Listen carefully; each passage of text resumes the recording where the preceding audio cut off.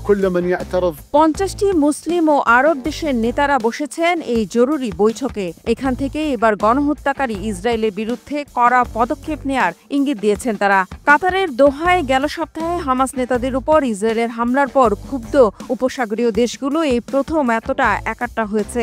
এবার শুধু কথায় নয়, বাস্তবে কড়া পদক্ষেপ নিতে মরিয়া তারা। সোমবারের এই সম্মেলনে সৌদি আরব, সংযুক্ত আরব আমিরাত, কুয়েত, জর্ডান, মিশর, ইরান ও পাকিস্তান সহ 50টি দেশের নেতাদের সামনে কাতারের আমির Sheikh Tamim bin Hamad Al Thani কাতারের দোহায় হামাস নেতাদের উপর ইসরায়েলের হামলাকে কাপুরুষোচিত ও বিশ্বাসঘাতকতাপূর্ণ বলে উল্লেখ করেন। মধ্যপ্রাচ্যে শান্তি ও স্থিতিশীলতা ধরে রাখতে তেল আবিবের বিরুদ্ধে কড়া পদক্ষেপ নিতে আন্তর্জাতিক সম্প্রদায়ের প্রতি আহ্বান জানান তিনি। শুধু তাই নয়, এবার নিজেদের নিরাপত্তার জন্য ইসরায়েলের বন্ধু আমেরিকার উপর কতটা নির্ভর করা যায় সে প্রশ্নও রেখেছেন আরব নেতারা। বিশ্লেষকরা বলছেন, এত অল্প সময়ের নোটিশে এত নেতার একসাথে হওয়া মুসলিম ও আরব বিশ্বের ঐক্যের একটি শক্তিশালী প্রদর্শন, যা আমেরিকা ও ইসরায়েলের আগ্রাসন আর আধিপত্যবাদের বিরুদ্ধে এক হুমকি বলে মনে করছেন তারা। প্রশ্ন আসে, শেষ পর্যন্ত এই বৈঠক থেকে কি আদতে কড়া পদক্ষেপ নিতে পারবেন তারা? সামরিক, কূটনৈতিক নাকি অর্থনৈতিক ব্যবস্থা নেবে ইসরায়েলের বিরুদ্ধে?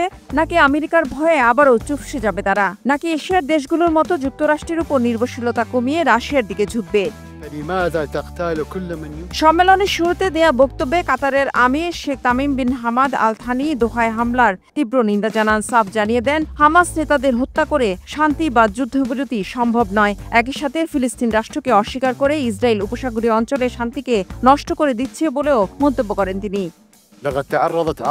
যদি ইসরায়েল হামাসের রাজনৈতিক নেতৃত্বকে হত্যা করতে চায়, তাহলে কেন তারা তাদের সাথে আলোচনা করছে? আর যদি তারা জিম্মিদের মুক্তির জন্য আলোচনা করতে চায়, তাহলে কেন ইসরায়েল যাদের সাথে আলোচনা করতে পারে তাদের সকলকে হত্যা করছে? ইসরায়েলের এই আগ্রাসন সত্যি জঘন্য, বিশ্বাসঘাতক এবং কাপুরুষোচিত। এই ধরনের বিদ্বেষ ও বিশ্বাসঘাতকতা মেনে নেওয়া অসম্ভব। মধ্যপ্রাচ্যে প্রভাব বিস্তারের জন্য ইসরায়েলি প্রধানমন্ত্রী বেনিয়ামিন নেতানিয়াহুর বিপজ্জনক স্বপ্ন থেকে সরে আসার পরামর্শ দেন আরব নেতারা।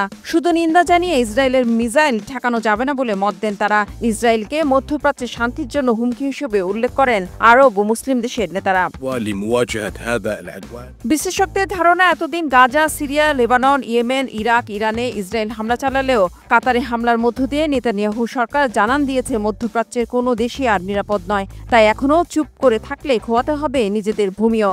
আর এ কারণেই এবার আঞ্চলিক শান্তি ও স্থিতিশীলতার জন্য ইসরায়েলকে তারা হুমকি হতে দিবে না মত বিশ্লেষকদের। প্রশ্ন আসে, ইসরায়েলের বিরুদ্ধে কি কি পদক্ষেপ নিতে পারেন আরব নেতারা? বিশ্লেষকরা বলছেন, সরাসরি সামরিক হামলা পদক্ষেপ না নিলেও তাদের কাছে রয়েছে বেশ কিছু বিকল্প।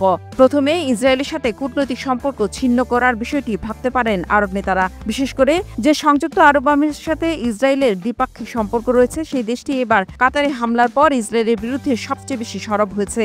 গেল শুক্রবার সংযুক্ত আরব আমিরাত ইসরায়েলি কূটনীতিককে তলব করে ইসরায়েলের নির্লজ্জ ও কাপুরুষোচিত হামলার নিন্দা জানিয়েছে।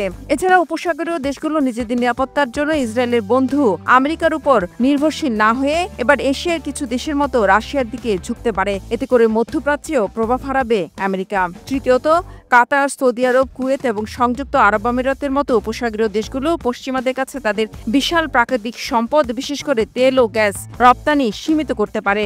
ইসরায়েলের পণ্য বয়কট সহ অর্থনৈতিক অবরোধ আরোপ করতে পারে। একই সাথে সৌদি আরব, সংযুক্ত আরব আমিরাত এবং কাতার সম্মিলিতভাবে মার্কিন অর্থনীতিতে প্রায় $3 ট্রিলিয়ন বিনিয়োগের যে প্রতিশ্রুতি দিয়েছিল তাও স্থগিত করতে পারে।